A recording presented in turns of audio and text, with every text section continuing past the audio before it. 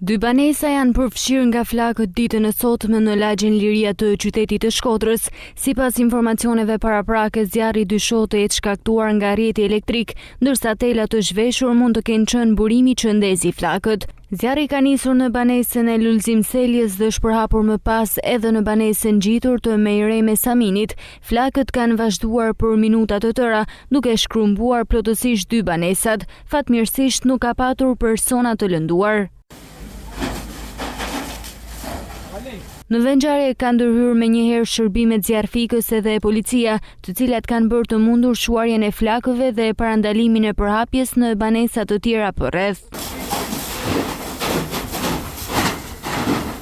Lulzim Selja, pronari i njërës prej banesave të djegura, ka treguar momentin kur mori vesh për zjarrin. Ai ka deklaruar se në familjen e tij janë 8 antar, të cilët kanë mbetur të pastre, dhe bën apel për ndihmë nga shteti pas djegjes së banesës, pasi flakët kanë ndjekur çdo gjë që ata kishin. Nusja ishte në shtëpi me gjithë fëmijë. Shkojmë i marr fëmijët të shkolla.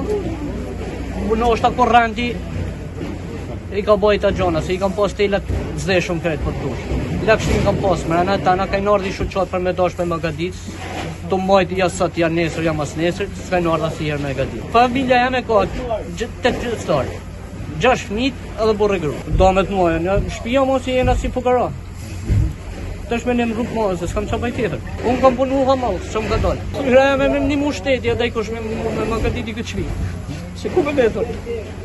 Policia dhe autoritetet vendore janë në terren dhe po hetojnë shkaqet e sakta të ngjarjes, ndërsa po vlerësohen dëmet e shkaktuara nga zjarri.